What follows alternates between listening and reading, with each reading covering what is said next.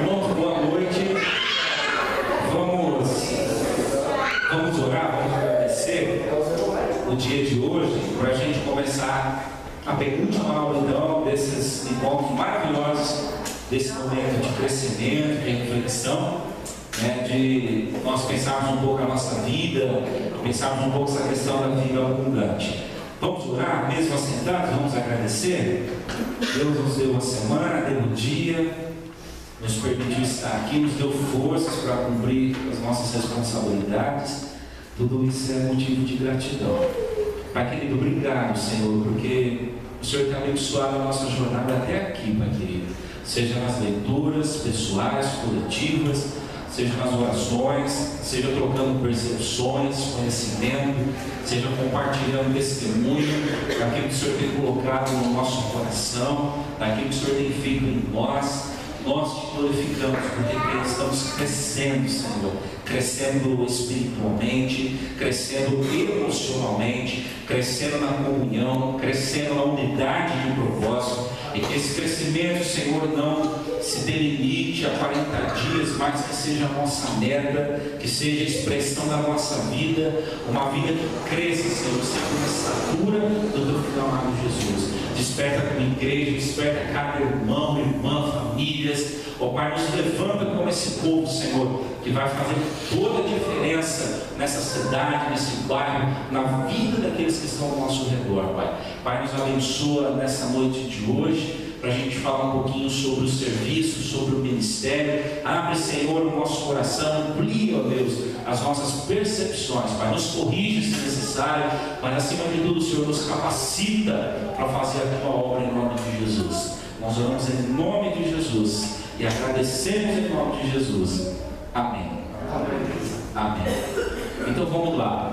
Vocês estão de parabéns pela jornada, pela persistência, pela perseverança. Nós estamos quase para acabar, falta um passinho para nós chegarmos ao fim dessa caminhada. E para animar você, quero lembrar você dessa frase do Rick Warren, que está lá na página 225, quando ele diz o seguinte: lembre-se de quando você já passou, não de quando terá que passar. Você não está onde deveria estar, mas também não está onde costumava estar. Então pensa o seguinte, irmão, é muita coisa nesse livro, porque esse livro, na parte prática, ele é muito desafiador, ele exige muito da gente. A cada capítulo que você lê, são 2, 3 questões práticas que você pensa assim, meu Deus, não consegui nem colocar no anterior, aí nem no andamento, já vem mais 2, mais 3, mais 4. Então alguém falou assim, pastor, mas é muita coisa para aprender de uma vez só. Você não precisa aprender de uma vez só, você precisa aprender. Não aprender é um pecado, mas aprender é devagar e sempre. Então lembra, né? Sem pressa. Lembra que ele fala lá no final dessa lição aqui, da página 225, a gente tem muito para desaprender, desconstruir e muito para ser construído. Então vai devagar. O importante é o teu coração estar apontado para o caminho, tá bom? Lembrando rapidinho o processo até aqui, nós começamos lá falando de uma vida abundante. E olha aquele molequinho ali. Você está decolando na vida cristã? Nossa vida cristã é assim, né? É pro alto, é dinâmica, é avante. Nós marchamos, nós andamos, nós progredimos, nós caminhamos. Como é a nossa vida cristã? Porque eu estou aqui e aí nós fomos desafiados a recentralizar a vida de Deus, porque o ponto inicial de uma vida de propósitos é Deus.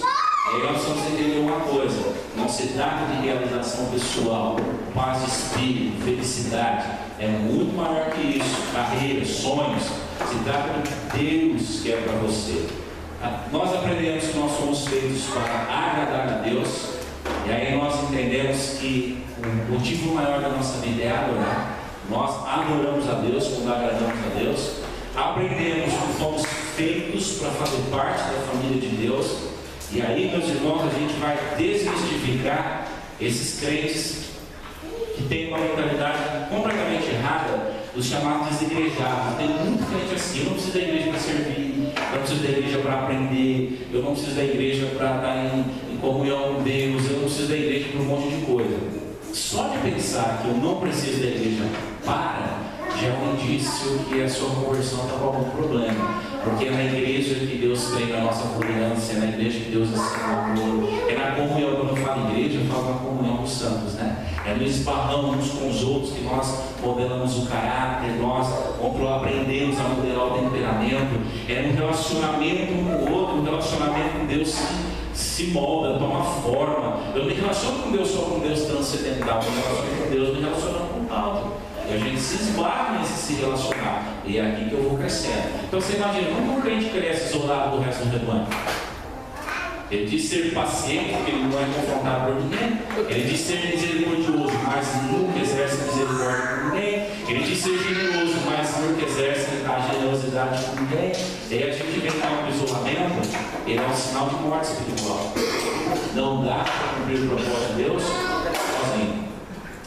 Semana passada, para mim foi a mais desafiadora de todas, semelhantes, criados para se tornar semelhantes a Cristo. Questão de caráter, não de religião. Questão do que nós já fomos modelados por Deus no quesito Cristo, não presença na igreja, frequência na igreja, assiduidade, cargos, nada disso. Mas tirando tudo isso, limpando a vida da religião, o que sobra de Cristo? Aí a gente vai entender o que Deus quer na nossa vida, quando nós caminhamos, crescemos ou não. E aí a lição de hoje, olha que imagem linda, né? Moldado para servir a Deus. Você é essa pessoa que semeando essas sementes brilhantes, salvação, vida, paz, reconciliação com Deus em Cristo Jesus. Vamos lá? Primeira coisa, atividade em grupo. Vamos formar grupo de 3. Discussão do apêndice 1 do livro com o tema Você foi moldado para servir a Deus. Está lá na página 391, 392. Duração. Irmãos, por favor, se nós não formos rigorosos hoje, no máximo 30 minutos de discussão, não vai dar tempo de esgotar tudo que a gente tem para falar hoje. Tá? Então vamos evitar assuntos supérfluos, né? Quem vai votar, quem não vai, como é que foi a semana, como é que não foi. Foca nos temas aí, nas perguntas, senão não vai dar tempo. Observação. Para o maior aproveitamento da dinâmica, não esqueça das regras básicas do trabalho em grupos de comunhão e crescimento. São aquelas regrinhas para a página 173, tá? Vamos lá? Grupos de 3 participantes.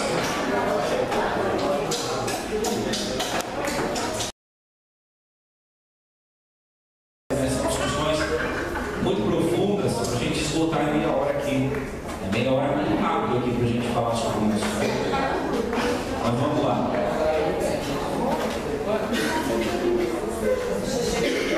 Abra sua apostila, por favor, página 26.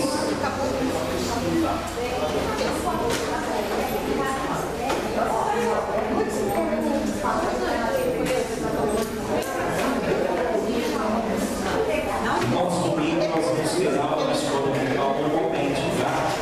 Só para lembrar, domingo o café com os aniversariantes, café com a família. Então, se você quiser vir domingo, fique à vontade. Muitos irmãos não vieram hoje, já deixaram programado para domingo, então a gente vai ter normal domingo, tá? Vamos lá. Página 26. Ok?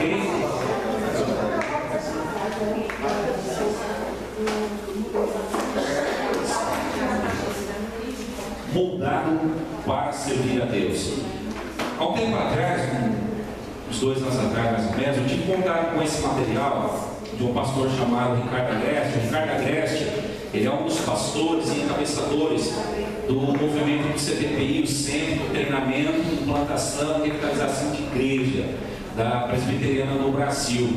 O CTPI tem parceria com a Igreja do Brasil hoje em projetos de implantação de igreja. Mas qualquer projeto, não. Então, se você chegar lá com um projeto assim, terceiro IPI, a gente quer um dinheiro lá na Igreja Nacional, que a gente vai alugar onde é um salãozinho que era uma oficina, vamos comprar lá 20 cadeiras plásticas, uma caixa de som, vocês dão um recurso para a gente toma um não do tamanho de um elefante, porque não é assim que implanta igreja mais. Mas dentro do molde do CTPI, se você chegar lá e falar assim, nós temos um grupo lá da terceira IPI, nós entendemos que igreja é relacionamento, é cuidado, nós vamos sair com um grupo básico de 15 pessoas, vamos começar numa casa, numa lanchonete, numa padaria, vocês dão recurso para a gente? Eles entram com recurso.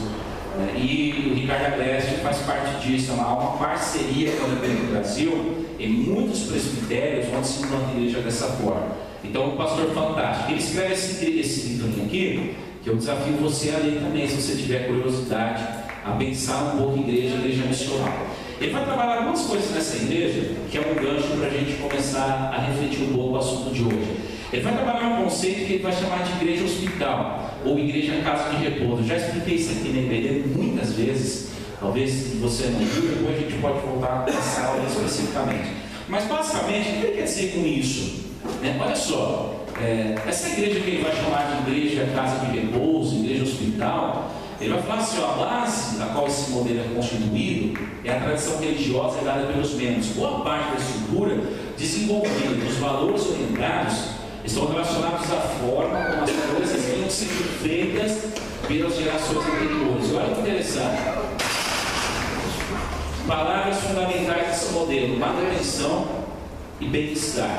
Então, muitas igrejas, meus irmãos, assumiram a seguinte postura: nós não servimos, mas nós nos mobilizamos, nos militamos, nos organizamos para sustentar o que a gente já tem. A ideia é mais ou menos o seguinte: está bom do jeito que está, ainda que a estrutura e a inteligência não dinamize a missão, não dinamize o discipulado, não dinamize o cuidado mútuo. O que importa é a estrutura que já tem. Por quê? Porque sempre foi assim. Então todo o esforço dessa igreja de visão de manutenção vai estar ao redor tão somente de manter. Por quê? Porque os membros de uma igreja de manutenção não querem desafios. A palavra é bem-estar. Eu quero estar aqui, quero me sentir bem.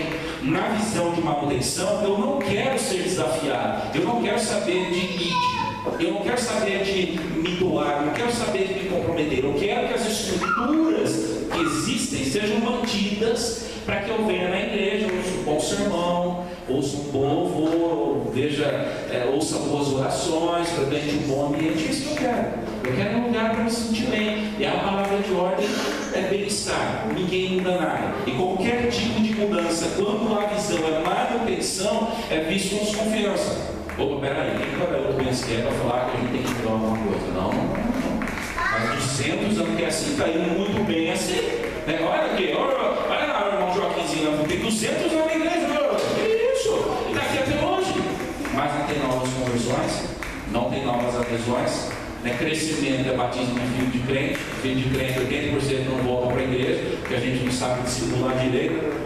Isso é estatístico, irmãos. 80% de filhos de crentes não sobrevivem ao trauma do período universitário, se perdem.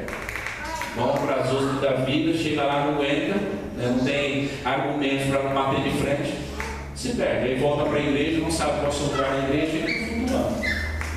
Não assume o ministério, não sabe, não se sente bem, não se sente parte, não se encaixa. Mas não importa, porque nessa igreja não importa isso. O que importa é que a gente é desse jeitão e vai ser sempre assim, vai morrer assim, tá bom, e morre mesmo. Mas do outro lado, ele vai falar de uma outra coisa para a gente também. Nossa, Dana, apaga essa luz, ver se para essa escada, não sei, acho que é interferência na luz. Ele vai falar de uma outra coisa, gente, que ele vai chamar de cristianismo de consumo. E o que é cristianismo de consumo? O nome já fala aqui, ó. Deu certo aí? Nossa, até a luz ali tá influenciando uma slide ali, ó. Vê se passa aí lá, esse aqui do pau.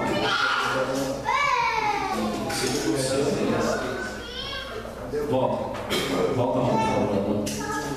Volta. Aí, ó. Então, a igreja de tradição, manutenção, não importa se a gente avança ou regride, importa que está tudo do jeito que sempre teve e que fique sempre assim. Porque se sai disso, eu não me sinto bem, eu saio da minha zona de conforto. Mas vai falar a segunda coisa: igreja de consumo. E a igreja de eventos de consumo. E qual é a base desse tipo de igreja? Passa aí para mim lá, por favor. Aqui, na construção desse modelo, pastores e igrejas tornam-se reféns às demandas dos crentes consumidores. Isso é muito sério. Com o passar do tempo, o nível de tolerância com qualquer insatisfação torna-se significativo. Oh, Jesus. Obrigado. Alta. Por isso a palavra-chave é satisfação. Ou seja, não me atende, estou fora. Não me sinto bem, não é gostosinho, não é um evangelho legalzinho, não é um culto bacaninha, estou fora. Estou fora. Demanda. A igreja não organiza uma festinha legal? Estou fora. A igreja não organiza uma balada legal? Os jovens não organizam um acende e apagar a luz legal? Estou fora, porque a ideia é o seguinte: eu venho na igreja para consumir. Só que nós somos desafiados, por favor, passo o próximo, a abandonar esses dois modelos. E aí entra uma leitura que a gente fez essa semana. Porque, meu querido, isso aqui é importante. Nós temos resquícios desses dois tipos. Eu acredito que nós não somos um cristianismo de consumo, a teologia da prosperidade, e nem totalmente tradicionalistas, mas a gente tem resquícios dessas misturas. Isso aqui são características que você identifica facilmente na maior parte das igrejas tradicionais. Há um misto dos dois ali: tradição, estagnação, consumo. Nós temos igrejas centralizadas nos líderes, isso é notório. Entendemos evangelização como evento, e aí, se é evento, alguns poucos se envolvem, não é minha parte, não fui chamado para isso. Não existe uma preparação sistemática de novas lideranças. A gente gasta os líderes que tem até o cara entrar em staff, em burnout, não interessa. A igreja acontece centralizada no templo. Para muitos crentes, irmãos, ainda templo é sempre igreja, é o domingo, é o culto público. Não tem jeito, parece que não muda essa chave na cabeça do cara. O foco da evangelização está sempre no vir e não no ir. Isso acontece quando a gente centraliza no templo, no dia, no pastor, no sacerdote específico. E o discipulado é sempre informacional. É uma revista que eu vou sentar do lado de alguém e vou despejar um caminhão de informação na mente dele, e ele que se vire para ser um bom discípulo de Jesus. Isso, se prestar atenção, grandes igrejas históricas, tradicionais, tem um ou outro desses resquícios. Talvez não todos, mas alguns estão presentes, inclusive na nossa comunidade. Em maior grau e menor grau, a gente consegue identificar algumas dessas características. E qual que é a chave então, gente? Passo o próximo. É mudar. Por quê? Porque nós vamos resgatar a identidade missional. A identidade missional pressupõe-se o êxito aqui. A igreja missional se vê como mão de obra do reino de Deus. Nós somos moldados para servir a Deus.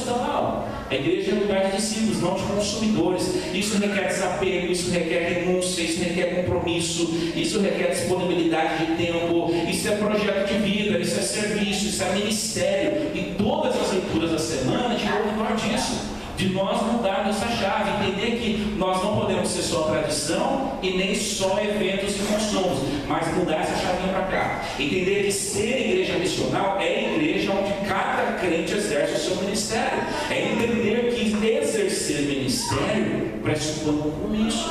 Exercer ministério pressupõe renúncia. Exercer ministério, irmão, pressupõe deixar Deus bagunçar a nossa agenda pessoal. Requer deixar Deus incomodar a gente, tirar a gente do sossego, tirar a gente da zona de conforto, interromper nossa trajetória, segundo Ele bem querer, sem nos magoarmos com Ele, sem nos ressentirmos com Ele. Significa, meu irmão, aderir àquilo que Deus chama de reino de Deus.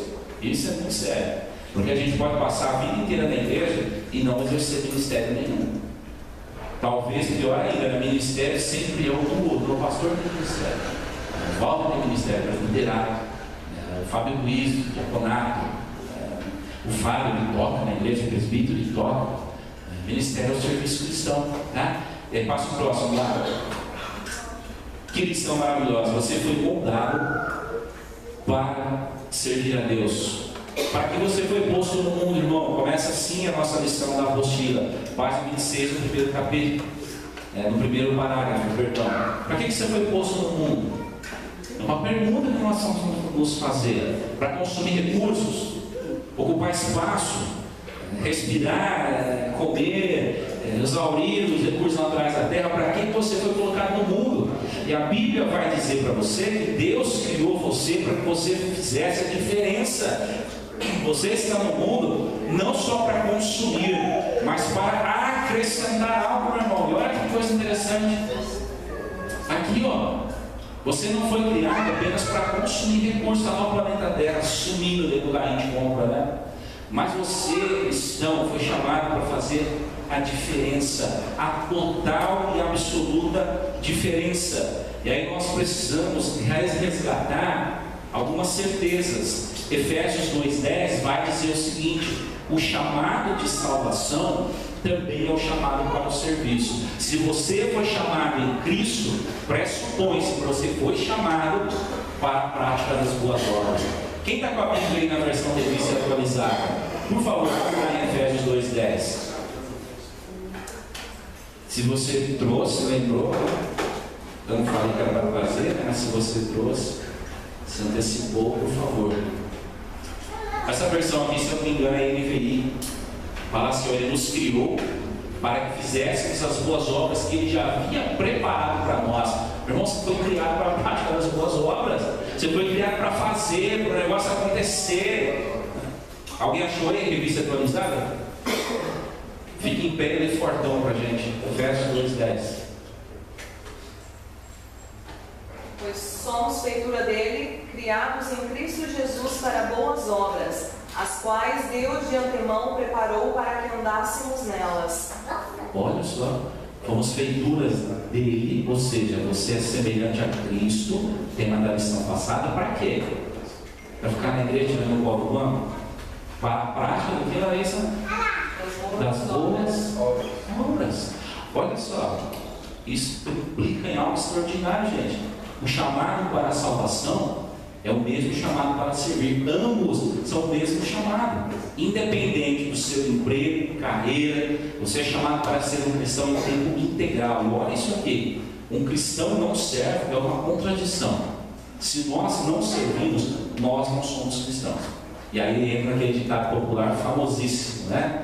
Quem não serve para viver, perdão, quem não serve, quem não vive para servir, né? Não serve para viver. Obrigado. Hoje está difícil aqui. A internet está lenta, hoje está difícil processar. Mas vamos lá. Olha só.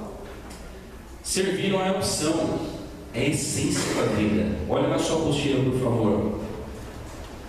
Por quê? O seu modelo é Jesus. Olha o que diz aí, meu irmão. Marcos 10:45. Vamos ler aí na apostila mesmo. Vamos ler todos juntos? Já achou o versículo de Marcos 10:45? O segundo parágrafo da página 26. Achou? Vamos aí?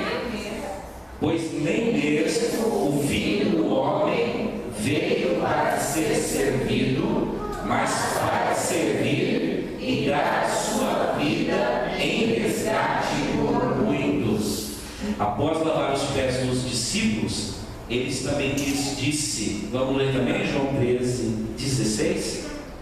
Vocês entendem o que lhes fiz? Vocês me chamam mestre e senhor, e com razão, pois eu sou. Pois bem, se eu, sendo Senhor e mestre de vocês, lavei os pés, vocês também devem lavar os pés uns dos outros. Eu lhes dei o exemplo, para que vocês façam como eu fiz. Pensa bem. Se nós somos em Cristo Jesus um só, se Cristo foi servo, meu irmão, qual deve ser a maior característica da nossa vida cristã? A capacidade de servir. Se nós somos pequenos cristos, tipos de Cristo, como que a gente não serve? Olha o que diz aí: milhares de igrejas locais estão morrendo por causa de cristãos que não têm vontade de servir. Eles se portam como meros espectadores e o corpo sofre. Qual é o problema da nossa igreja? Vamos falar da nossa, não vamos falar dos outros não. A gente não tem gente aqui na igreja? Nós temos 100 membros, 110 membros, eu acho. A gente tem uma atualizada nova aí, né? 108, 109. Né? Membro tem ou não tem? Tem, não tem? Vamos por baixo, né? 100 membros. Gente, 100 membros é uma igreja razoável. É A maior parte das igrejas da São Paulo tem de 25 a 35 membros. A nossa está acima da média, a maior parte das igrejas da São Paulo. 100 membros, coloca a gente assim, uma diferença assim, de uns 70% que a maioria das igrejas tem por aí. 100 membros. O problema é, dentre esses 100 membros, ninguém tem talentos? Ninguém tem dons? Pô, possível, né? Não é possível, né, nossa? Como dizia a minha santa vozinha, que está na glória de Deus, nasceu quadrado, filho. Nunca vi ninguém quadrado. Qual que é o problema então das igrejas? Vamos pensar, essa é bem difícil, né? Qual é o problema da igreja então? Qual é isso? Falta de serviço. Mão de obra a gente tem, talento a gente tem, saber o que tem que fazer a gente até sabe, a gente finge que não sabe, a gente sabe. Desde a primeira aula do Lidério, quando eu falei aqui, vem cá, fala aqui, se você soubesse qual é o projeto de Deus para a sua vida, vocês lembram das respostas? Todos falaram assim, a gente até sabe, mas a gente não faz. A gente sabe, a gente não faz. A gente já ouviu falar, a gente não faz. Fala, meu irmão, só uma coisa. Né? E as respostas são sempre as mesmas, né? Varia um pouquinho. Não tenho tempo, mas eu trabalho, eu estou numa igreja só de desempregado. Né? Ô Deus, eu tenho que responder mais oração no emprego, porque aí tudo vinha em princípio. Né? Deixa que eu assuma a minha tarefa. Mas eu não sei fazer. Ninguém me chamou. Cristo é ninguém. Isso é obrigação do pastor. Isso é mesmo, estou cansado, não faço mais nada nessa igreja. Já vi muito. Ninguém me reconhece. A gente vai ficar até amanhã aqui produzindo. Tem que saber. Antes de criar, Deus decidiu que papel queria que você desempenhasse, como queria que você o servisse. Deus pensou isso na glória. Deus nos dá uma missão, nos equipa para realizar. Deus não chamou você e jogou você e falou assim, agora você se vira aí que eu estou voltando lá para o céu. Essa é uma ideia, meu irmão, do ateísmo inglês. Né? Deus não morreu no joelho, que deu corda no relógio, colocou a máquina para funcionar e pirulitou. Essa não é a ideia cristã. A ideia cristã é um Deus presente, um Deus que se encarna, um Deus que está com você, um Deus que diz, vai fazer, porque eu estou contigo até a consumação do século, vamos juntos. Então olha só, Deus te equipou para fazer. E aqui uma coisa importante, que isso aqui me entusiasmou essa semana, a combinação sob medida das suas capacidades é a sua forma. Vamos ver esse acróstico? Muito lindo. Então Deus deu para você formação espiritual, Deus deu para você opções do coração, Deus deu para você, meu Deus do céu, recursos pessoais, modo de ser e áreas de experiência. Olha só, temos que tirarmos proveito disso. Ninguém vai poder dizer assim, não sei fazer, não tenho tempo, não dá, não sei o que lá, não sei o que lá, não sei o que lá, não sei o que lá. Vamos ver rapidinho o que significa essa forma, né? Eu desafio você, volta lá. Escreve isso aqui num papel, pega uma folha de sulfite lá, imprime no seu computador, cola na porta da sua geladeira. Não se esquece mais disso, mas você tem uma formação espiritual, você tem opções no coração, você tem um temperamento que Deus já deu para você, você tem talentos natos, você tem um modo de ser, Deus já moldou você pensando no que você tem que fazer. Então vamos lá, formação espiritual. Abra sua apostila, página 27. Perdão, irmão, 26 aí, no final da página. Volta uma página. Se você leu e passou batido na leitura da semana, você vai encontrar o assunto na página 267 do livro, tá? Depois você pode voltar lá e ler sobre o nome. 1 Pedro 4, 10 e 11. Versículo que cai na sua apostila. Vamos ler juntos? Achou aí? O último parágrafo da página 26. Vamos ler, irmãos? Cada um exerça o dom que recebeu para servir os outros, administrando fielmente a graça de Deus em suas múltiplas formas. Se alguém fala, faça-o como quem transmite a palavra de Deus. Se alguém serve, faça-o com a força que Deus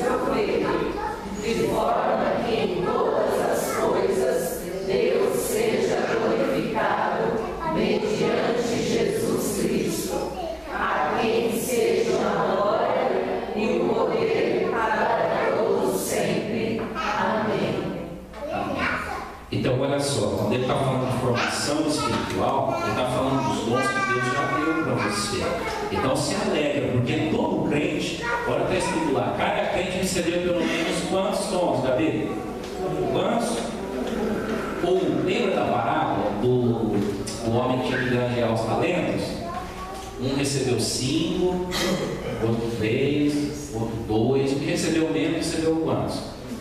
1. Pelo menos um talentinho você tem. O Espírito Santo te deu, está aí com você.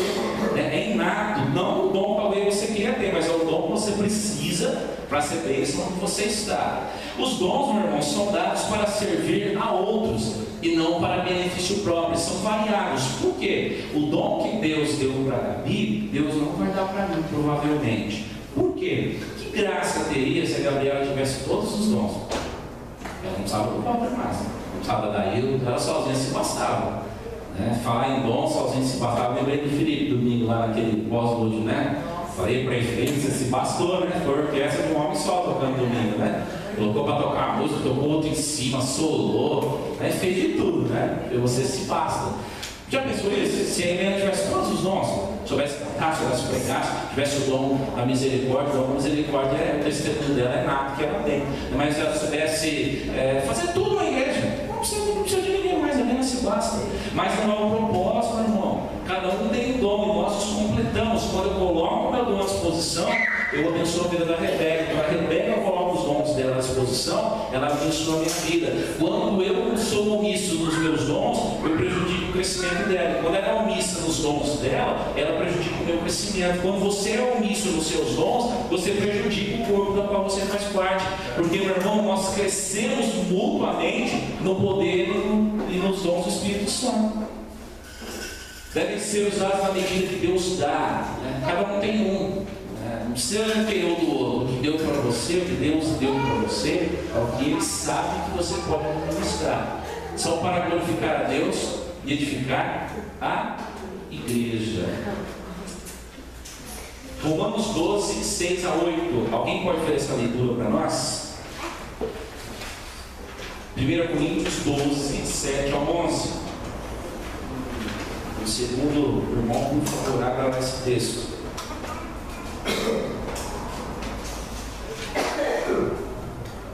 Outro abra lá em 1 Coríntios 12, do 27 ao 31. Se tiver uma quarta Bíblia aqui presente, Efésios 4, verso 11. Pode ler, Solange, fique em pé, vira aqui para os irmãos, por favor, Solange. Romanos 12, 6 a 8. Temos diferentes dons, de acordo com a graça que nos foi dada.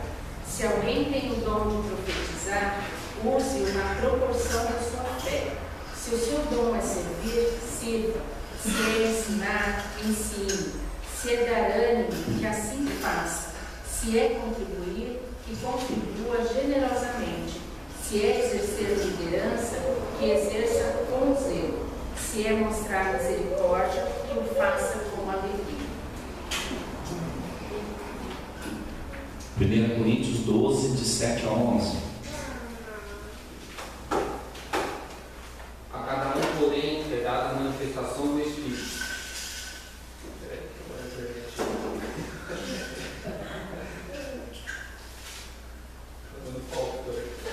Tem problema, já não vou responder.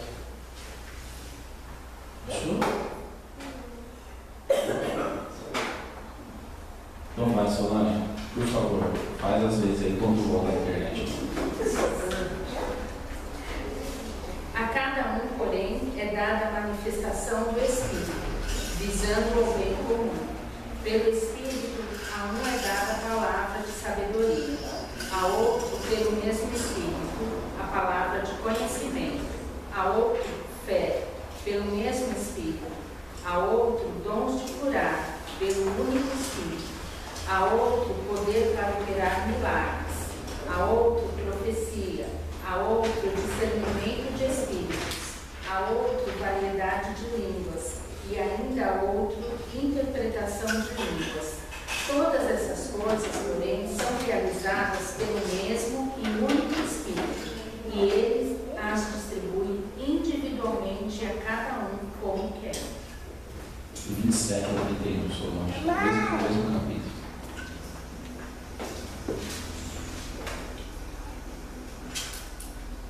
Ora, vocês são o corpo de Cristo, e cada um de vocês individualmente é membro desse corpo.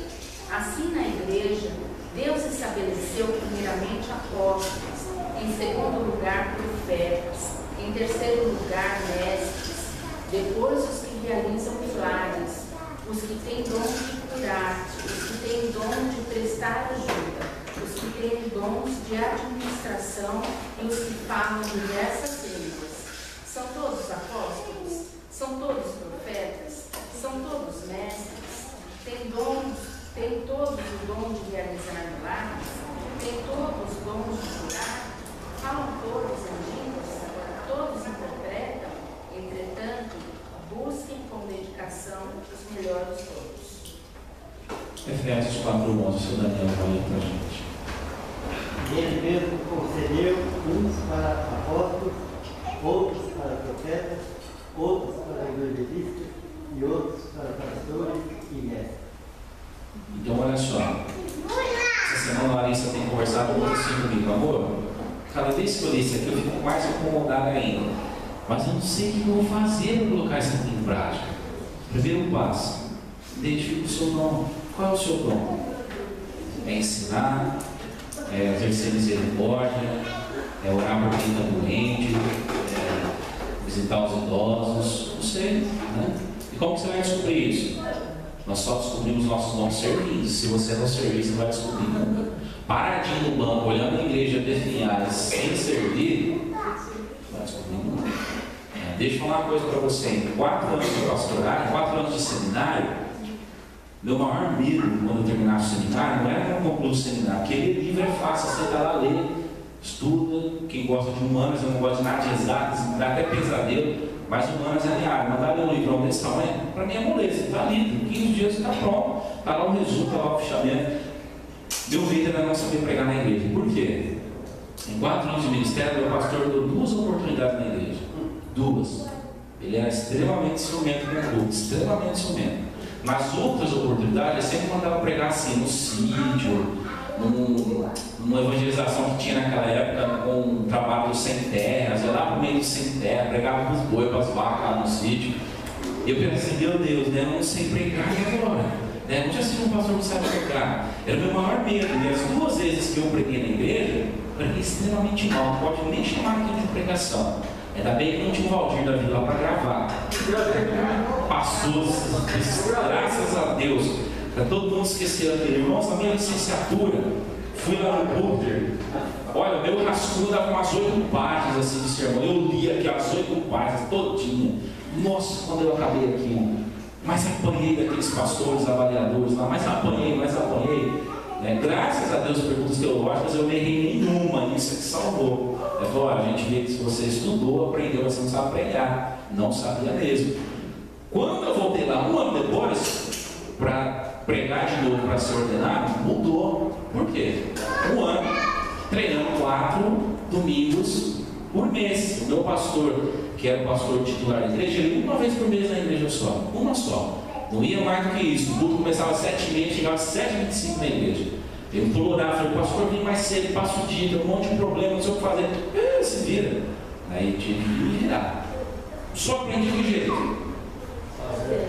Pois é. Vai lá, meu filho, abre a Bíblia, pega lá o dicionário bíblico, pega lá, vai escrevendo top 1, vai. Força, vai fazendo. Você só vai descobrir seus dons, meu irmão, servindo. Se você não servir, não vai descobrir. Segunda coisa, opções do coração. O que é esse negócio de opção do coração? Paixão. Olha aí, agora sim, página 27, por favor. Vira aí na sua apostila. Então, a primeira coisa da sua formação, meu irmão, seus dons espirituais. Aprenda quais são os seus dons. Segunda coisa, paixão. O que é paixão? Quais você diria são as opções do seu coração? Quais são os assuntos que lhe despertam paixão? E o que é o teu coração, quando você pensa uma coisa que você pode fazer na igreja, o que faz teu coração vibrar? Pensa no púlpito, você pregando lá no púlpito. Talvez você vai paralisar. Fala, meu Deus do céu, Deus me livre. Esse é pesadelo. Tem irmão que quando você fala, irmão, espera chegar o microfone para você fazer oração urgente, é até engraçado. A pessoa está com o olho fechado assim, fala, espera chegar o microfone para você pensar. Chega a abrir os olhos assim, né?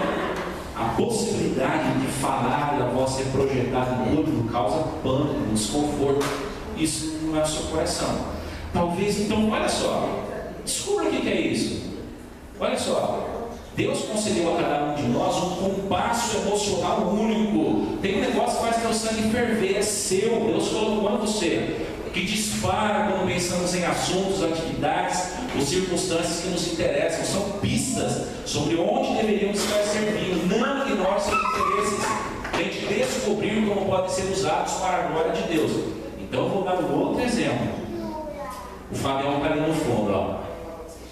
Quer ver um cara fazer umas tabelas, fazer um negócio assim para organizar projeto, ele põe para cá, põe para lá, põe slide, tá lá. Eu olho aquilo lá, aí é minha vez de entrar em pânico. Eu olho aquele monte de tabela, aquele monte de papel, meu Deus. Não está no coração. Está no coração dele. Qual é a profissão dele? Programador. Então por quê?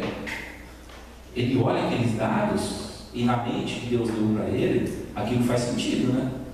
Aquela é a matriz dele, né? Mas eu olho aquilo lá, tem um monte de coisa sem sentido. O coração dele arde quando ele fala aquilo. O meu arde quando eu pego um dicionário bíblico, quando eu pego uma Bíblia diferente, olho, coloco em cima da mesa, leio aquele texto e falo, nossa, isso que esse texto está falando. Então qual que é a tua área? O que faz teu coração arder? Ser um diácono, ser uma diaconisa, ensinar? Não sei. Você pensa nisso no coração. Segunda coisa, gente, desculpa, você gosta de fazer. Dar aula para as crianças, né? Não sei, elaborar um curso de pintura urbana aqui na igreja. O que você gosta de fazer? Pense. Já está mais próximo dos como você vai atuar.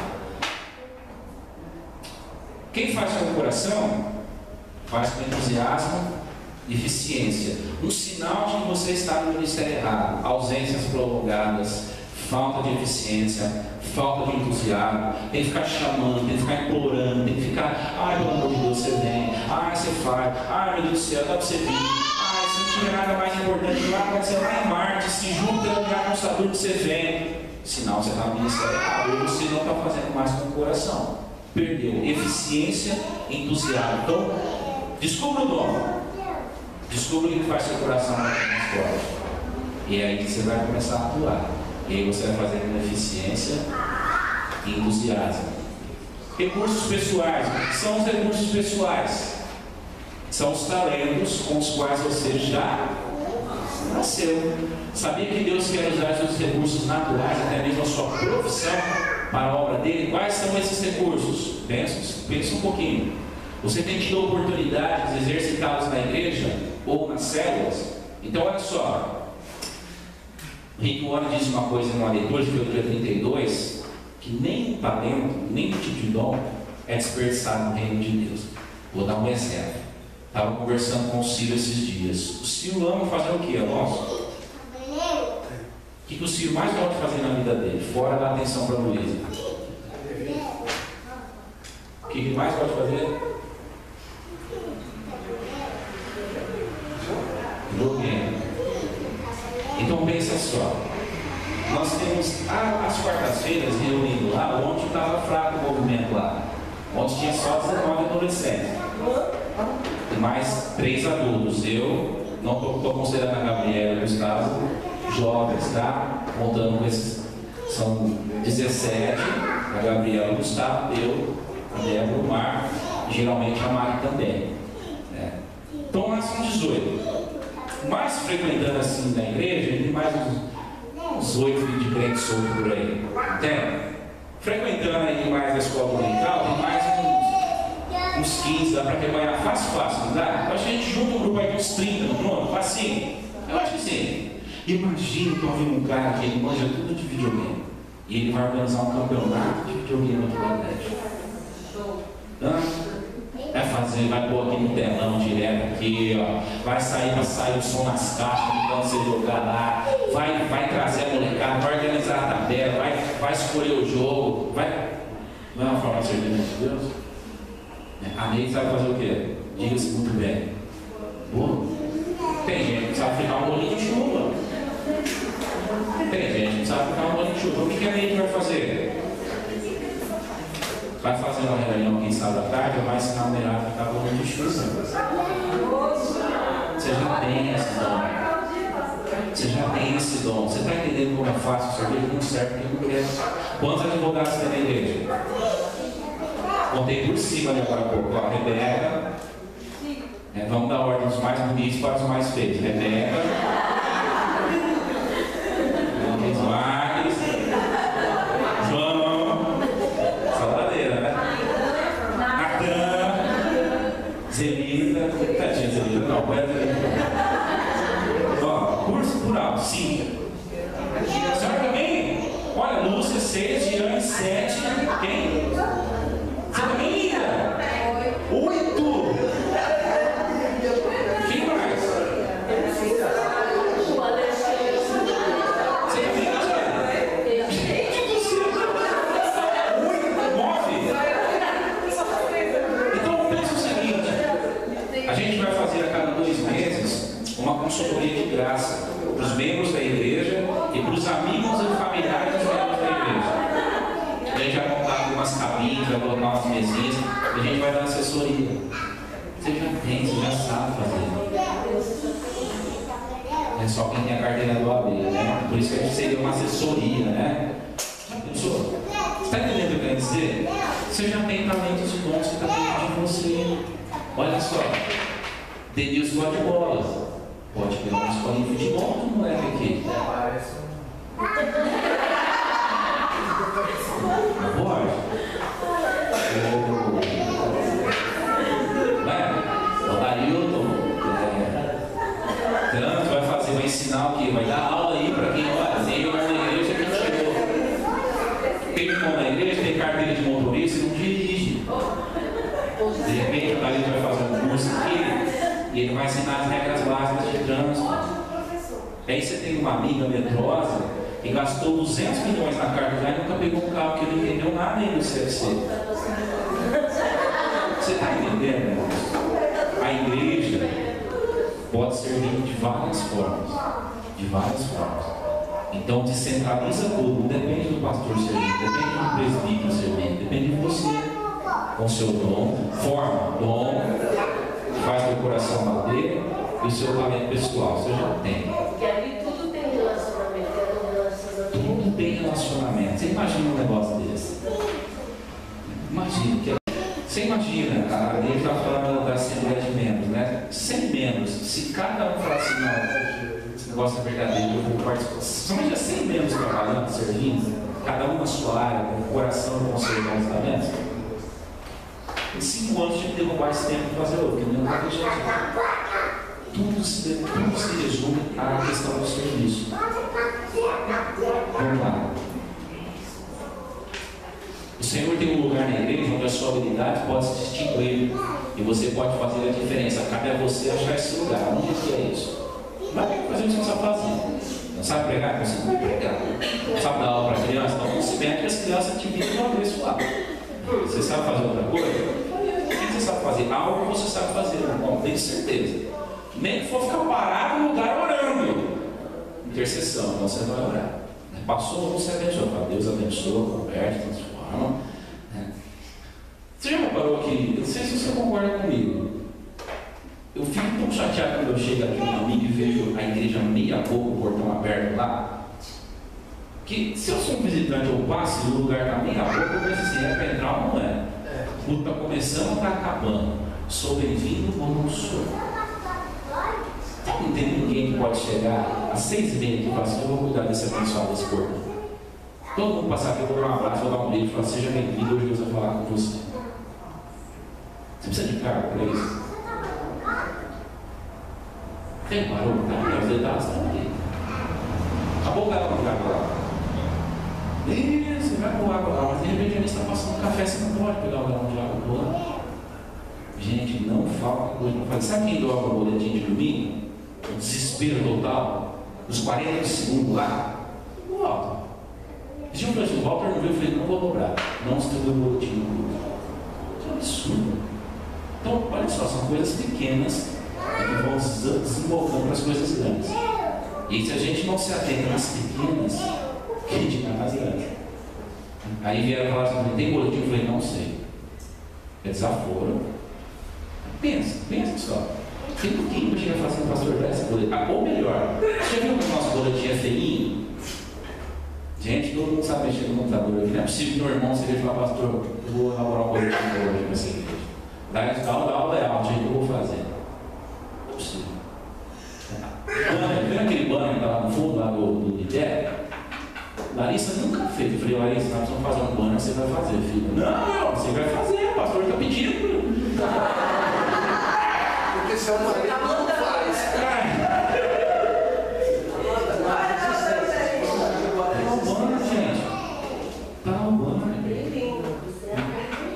Então, olha só, Descobriu o dono. está nas suas mãos, não está só nas minhas, né? De repente você tem que acender lá no meio. Qual que é o teu lugar, gente? Você não pode estar existindo só para consumir recursos, consumir culto. Não é possível que a tua vida cristã é só isso, que a minha vida cristã é só isso. Então, recursos pessoais, modo de ser, isso aqui é muito importante. Eu coloquei até em vermelho lá. Modo de ser. O que são modos de ser? São seus traços de personalidade. O que você poderia dizer de sua personalidade? Quais são as suas características? Pensa um pouco aí.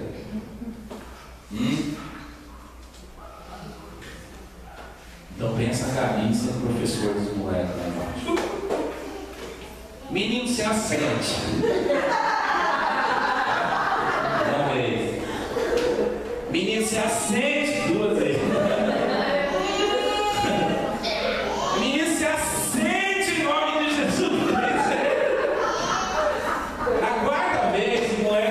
Vem pela janela, lá de baixo para cima. Por quê? Dá um sangue, né? Só vocês não, filho. Aqui é cabra arretada. Personalidade. Lá em casa, mais ou menos assim, ó. Larissa. Arthur, faça aí. Graças a Deus ela é assim, senão eu tinha desandado. Aí vem o pai, ai filho, faz por favor, filho, você tá vendo? Ó, a mãe fica nervosa, filho, evita, tá vendo? Ó, você tá vendo? Aí eles pegam e dão risada na minha cara. Aí eu penso assim, cara, tem moral, aí eu fico com vontade de chamar a Larissa, eu falo, não vou chamar ela, tem que fazer valer. Eu tenho que me esforçar para tentar ser algo que ela é de forma inata. Isso é personalidade. E qual que é a sua personalidade? Casal distingue isso bem, né?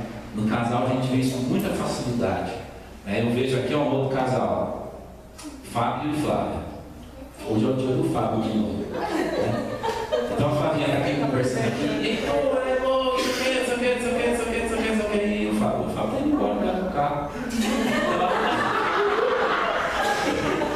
Mas assim, João e Linda. Linda, toda detalhista, toda cheia de cor. O João sabe que não tem a caneca para beber água, cara. Eu falei, João, quero ar. Onde está o Arthur quer suco? Ele quer a caneca do elefantinho, que a mãe deu outro dia. Ele falou assim, aí ele abriu, procurou. Linda, onde está a caneca? Ele falou, só na casa dele não está a caneca. Por quê? Não é da personalidade dele. Não é dos traços dele. O homem está bom de ele está. Se não beber na caneca, vai com poeira. Não faz. Olha só, eu acho bonito de ver assim ao lado da outra, né? Bruna e Mariana. Já viu? A Bruna me lembra a Helena, né? Oi, gente, bom dia. Ela chega barrigão assim. Nossa, a molecada tá fervendo. Ela chega assim, ela desce uma calma granítica, né? Parece que ela chegou 20, assim, 1h30 de andar. Ela tá em cima da hora, ela chega. Aí ela abraça, ela beija.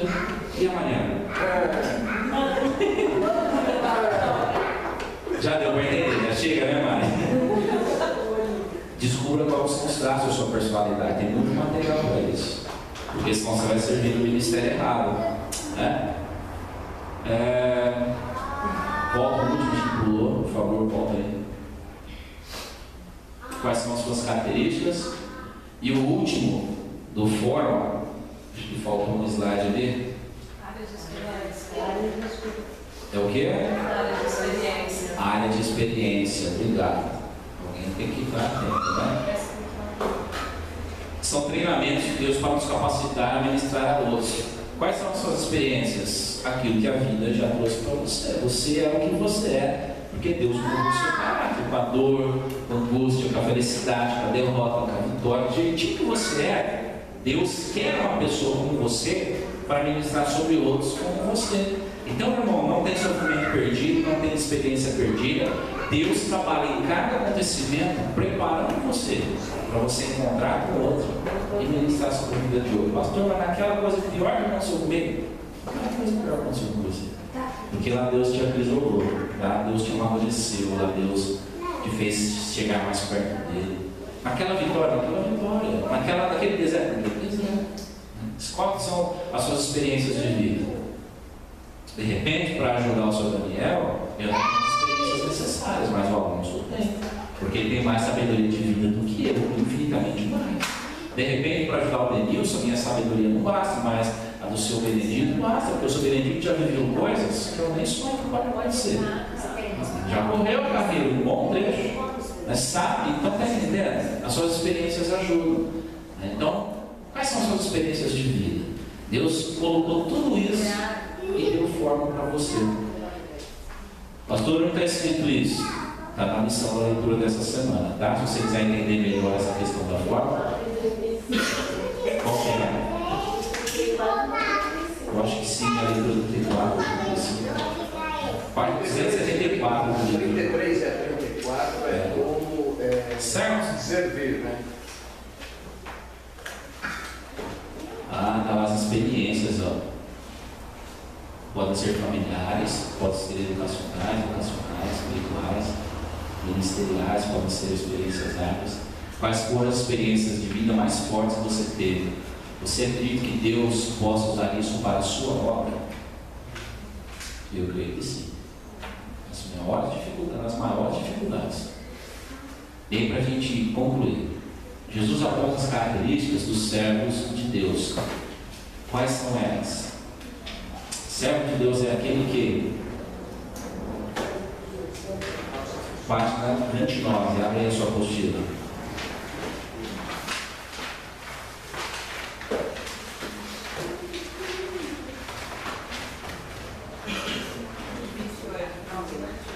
Começa no finalzinho da 28, série na 29, né? Então, olha só. Eu achei fantástico o que o Warren disse aqui, no começo da leitura, no começo da semana. Ele fala assim, ó, muita gente está desesperada para preencher o currículo de liderança na igreja, mas as vagas estão absolutamente livres para aqueles que querem ser servos, porque a gente quer sempre ser líder, e antes de ser líder a gente tem que ser servo. Você não vai liderar célula, você vai servir. Se a tua mentalidade é montar uma célula para ser líder, junto com todos os benefícios, o glamour que a palavra líder traz, sua célula já vai nascer morta. Você está organizando uma célula para servir pessoas doentes da alma, do coração, pessoas com famílias problemáticas, pessoas com vícios, pessoas quebradas, pessoas sujas quando eu falo é alma, né? A alma encardida, cheia de mágoas, de rancores. Você vai ter que servir. Pensa, moleque derrubando suco no tapete da sala, gente sujando o banheiro que você lavou, gente consumindo a tua comida, gente consumindo o teu horário, gente consumindo a tua vida. E aí você tem que pensar, né? Ser discipulador não é ser líder, é ser servo. E a gente vai para Jesus de novo. Isso é isso. Fantástico isso. Primeiro, o servo faz o que os outros não querem fazer, e aí está a célula lá na peça. Quem lavava os pés naquela época não era o dono da casa. O dono da casa não podia lavar os pés das pessoas. Era extremamente desrespeitoso. Por quê? Era considerado uma coisa baixa, uma coisa assim, que um homem de prestígio, um homem de posses, não deveria fazer. Ter um servo na casa já indicava que ser um homem de posses ou uma mulher de posses. Ser um rabi, Jesus era considerado um rabi, então era muito mais. Aí Jesus entra na casa e o impensável Jesus faz. Jesus dispensa o cara que lavava os pés, puxa a bacia e começa a lavar os pés dos discípulos. Aí quando Pedro vem aqui, o que Pedro faz? Não. Por quê? O que Pedro tem na mente? Jesus é Messias, é guerreiro, é libertador. Se ele lava meu pé, ele está se rebaixando a serva. Então levanta aí, não, os outros não vêem, não pode. Aí Jesus fala, Pedro, se deixar eu lavar, tem parte comigo. Aí Pedro sempre exageradão, mas então lava tudo. Aí Jesus, sempre aí, por quê? Olha só, por que então lava tudo? É a mesma mentalidade. Então, se eu vou ter parte contigo nesse reino maravilhoso, nessa revolução que você vai fazer, então eu quero ter mais parte de todo mundo. Então Deus você lava só os pés, Deus você lava tudo. De todo jeito, essa mentalidade é torta, de não serviço, de abnegar. Não tem nada de abnegado nisso. Não é um coração bonzinho que fala, então lá, porque eu vou ter parte contigo, né? Vamos junto. Não. Então, primeiro, o servo faz o que ninguém quer fazer. Para você ser servo, você vai ter que fazer o que você não quer fazer. O Rick Warren disse algo extraordinário, né? Ser servo é difícil, porque contraria o nosso instinto mais básico de ser servido, o nosso egoísmo. Ser servo vai dizer assim para você: eu tenho que pôr o outro em primeiro lugar. E aí ninguém quer pôr o outro em primeiro lugar.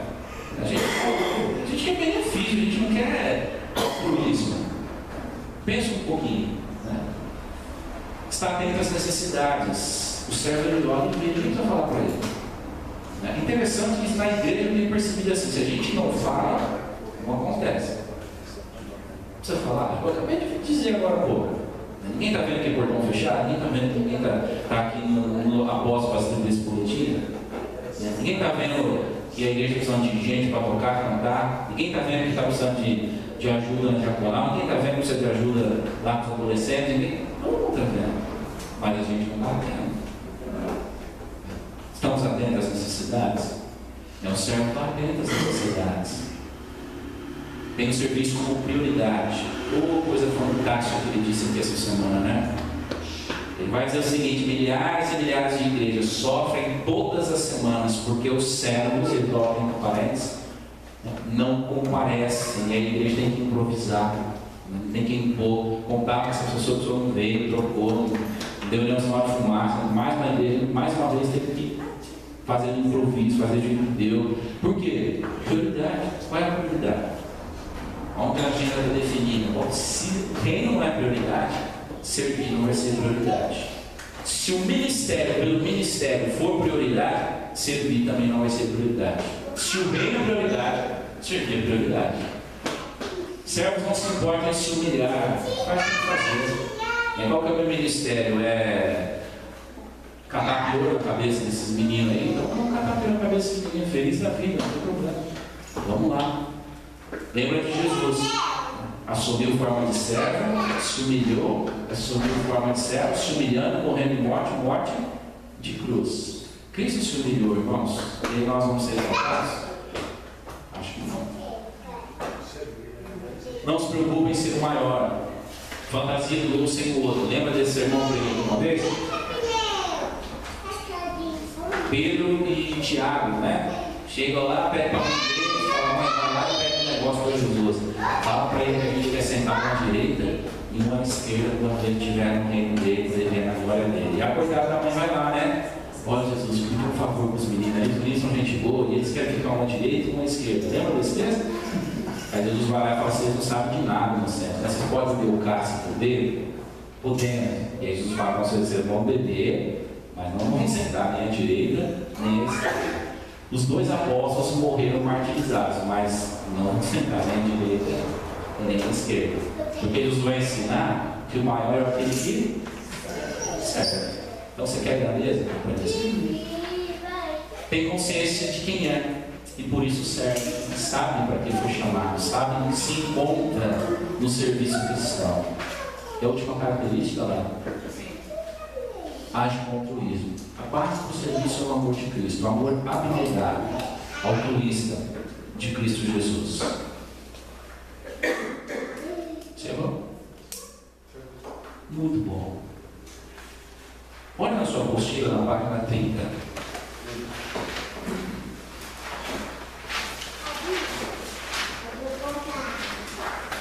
No último parágrafo está escrito aí: descubra a sua forma. Achou aí?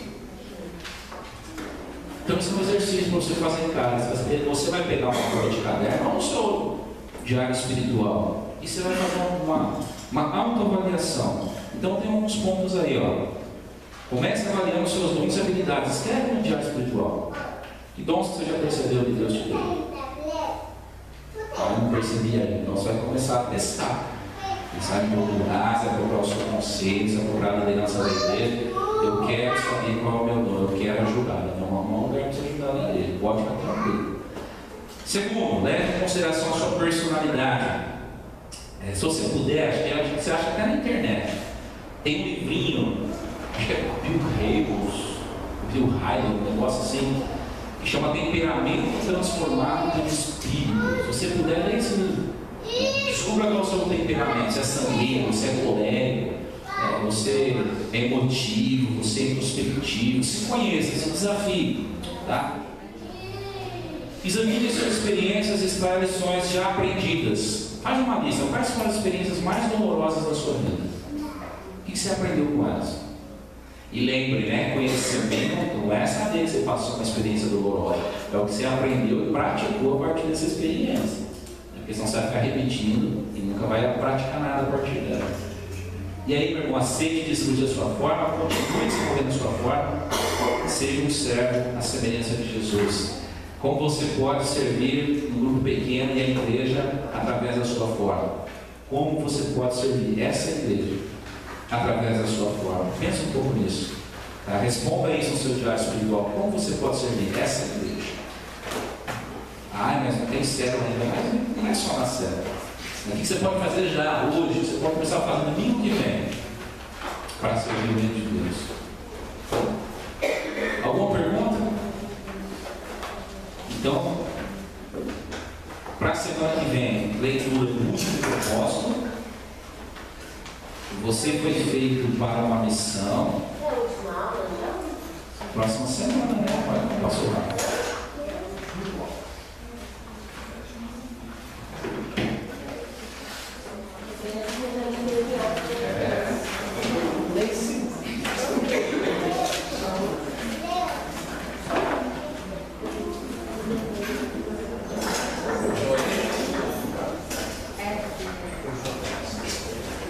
Aqui, ó, propósito número 5, página 317. Você foi feito para uma missão. 6 leituras finais. Vai amarrar tudo que a gente viu até agora. E aí, quinta-feira que vem, mesmo sendo um véspera de feriado, a gente vai ter papo aqui a respeito disso aqui, tá bom? Irmãos, deixa eu dar um aviso importante. Nós vamos. Eu tinha falado de dia 21, dia 19, não me lembro. Mas nós vamos mudar, porque tem gente que não está fazendo presencial, mas está fazendo online. Então tem irmãos que estão assistindo as aulas, os vídeos, fazendo resumo da apostila e me mandando. Outros que faltaram durante a semana, assistiram o vídeo, fizeram o resumo da apostila, também me mandaram. Outros que estão um pouquinho atrasadinhos na lição. Então, a gente tem aí uma semana, né, de diferença de um grupo para o outro. Então, nós vamos dar um tempo para os dois grupos se encontrarem. Quem está fazendo as quintas-feiras vai acabar primeiro, claro. A gente vai esperar um pouquinho os outros chegarem, esperar um pouquinho esses que estão fazendo pelo vídeo. E aí a gente vai remarcar a festa de formatura, tá bom? Para todo mundo poder participar, tá? Vamos orar? Vamos agradecer. Espero você aqui domingo. Escola dominical normal, para quem vai fazer domingo.